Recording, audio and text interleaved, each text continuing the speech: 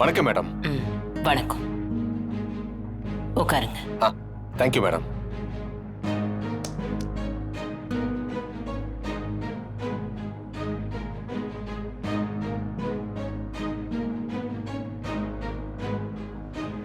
இன்னையிலிருந்து என் கம்பெனி, என் சொத்து எல்லாத்தையும் என் பையன் பிரகாஷ் பார்த்துப்பான்.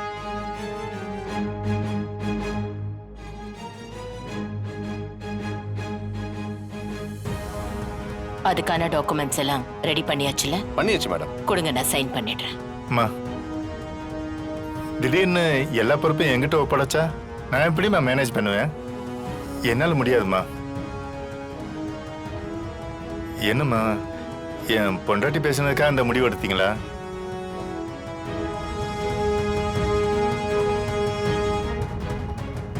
இல்ல பிரகாஷ், ஒரு தடவைக்கு 10 தடவை யோசிச்சுதான் நான் இந்த முடிவு எடுத்தேன்.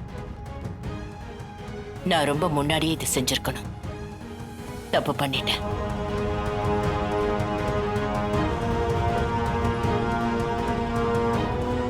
பேப்பர்ஸ்லாம் ரெடியா இருக்கு. சைன் பண்றது மட்டும்தான் பாக்கி.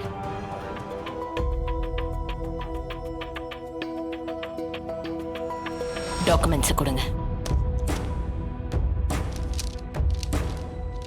இந்தாங்க மேடம். ஜனமா, ஒரு நிமிஷம்.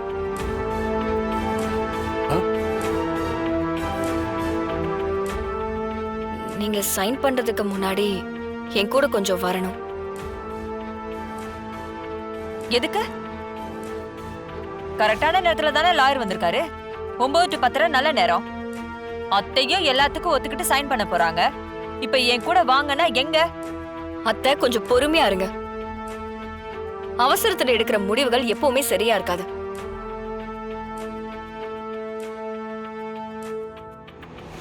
ஜனமா, வாங்க. கொடுங்க மேடம்.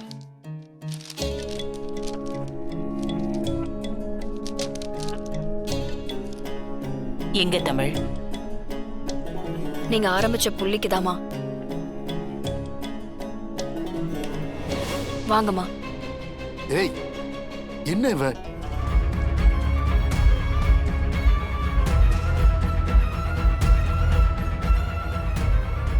அத்தை, இப்ப கையெழுத்து போடலாம்ல? கண்டிப்பா மீனா, அதுக்கு தானே நான் வந்திருக்கேன். சார் மேடம், டாக்குமெண்ட்ஸ்ல சில கரெக்ஷன்ஸ் இருக்கு. அதை இப்பவே பண்ணிடுறீங்களா? ஓகே, பண்ணிடலாம் மேடம். என்னோட கம்பெனில இன்னையிலிருந்து என் பையன் பிரகாஷ சிஇஓவா நியமிக்கிறேன். அத்தை, அப்ப சிபிக்கு? சிபிய சிஎஃப்ஓவா நியமிக்கிறேன்.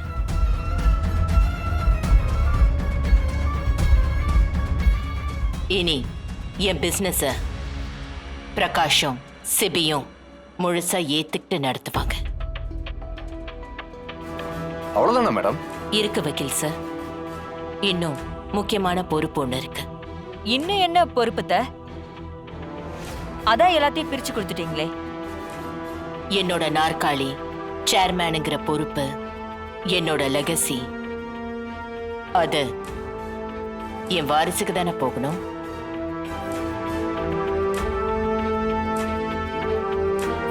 அது யாரு? இனி என்னோட வாரிசா நான் தமிழை நியமிக்கிறேன்.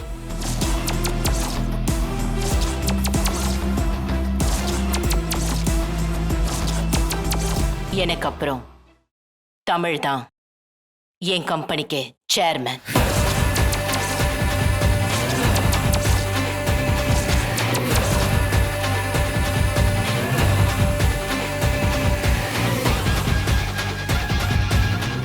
அவதான் என்னோட உரிமையான வாரிசு.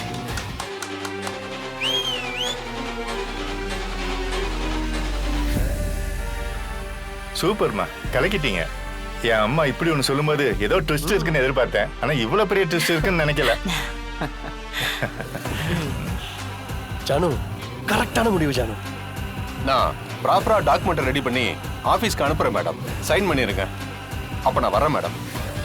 தேங்க்யூ. வரேங்க. தமிழ், மா எனக்கு உன் முடிவை சொல்லு. நீ திரும்பவும் ஆபீஸ்க்கு வரணும்னா நான் என்ன பண்ணணும்? ஜனாமா, எனக்கு சம்பளம் வேணும் ஜனாமா. எனக்கு பொருளாதார சுதந்திரம் வேணும். ஏன் செலவுக்காக நான் யாரையும் சார்ந்து இருக்க விரும்பல. நான் யாரையும் டிபெண்ட் பண்ணி இருக்கவும் விரும்பல. ஒரு பொண்ணுக்கு இருக்கிற பெரிய சுதந்திரமே பொருளாதார சுதந்திரம் தான். அது கிடைச்சிட்டா அந்த பொண்ணு எல்லாத்துலயும் ஜெயிச்சிருவா. மீனா, இதுதான் என் வாரிசு. அவ அன்புக்கு கட்டுப்படுவா. ஆனா அநீதிக்கும் அதிகாரத்துக்கும் என்னைக்குமே தலை வணங்க மாட்டா. தமிழ நீ அதிகாரத்தால அடக்கி வைக்கணும்னு நினைச்ச. ஆனா எல்லாத்தையும் ஜெயிச்சுட்டு மேல வந்துட்ட பாத்தியா?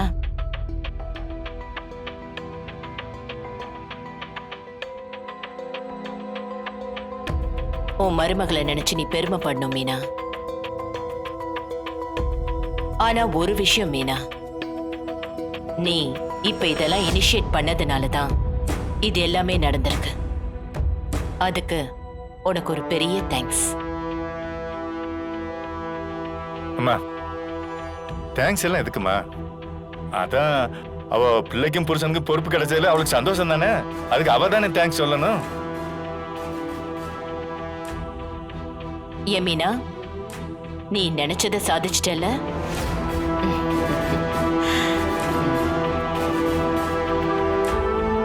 வாழ்த்துக்கள் சிஸ்டர்.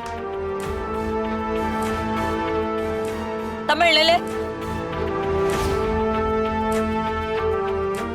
என்ன மனசுல பெரிய இவன் நினைப்பா? அத்தையே எல்லாத்துக்கும் ஒத்துக்கிட்டு ஒரு முடிவு எடுத்துட்டாங்க. கையெழுத்து போடுற நேரத்துல அவங்கள தனியா கூட்டிட்டு போய் அவங்க கிட்ட ஏதேதோ பேசி என்னென்னமோ சொல்லி கொடுத்து அவங்க முடிவே மாத்த வச்சிட்டல்ல நீ. ஐயோ, வயசானாலே இந்த அறிவு மழுங்கி போகும்ல. அதான் அத்தை இப்ப இந்த மாதிரி ஒரு முடிவு எடுத்திருக்காங்க. அத்தை போதும், நிறுத்துங்க. ஏய், என்ன மீனா வெதுத்து பேசுற அளவுக்கு வந்துட்டியா நீ? சித்தி, இது எனக்கும் என் அத்தைக்குமான பிரச்சனை.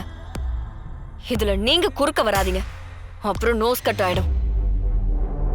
என் ஜனாமாவோட தன்மானத்துக்கு ஏதாவது இடையூறு வந்தா நான் பார்த்துட்டு சும்மா இருக்க மாட்டேன்.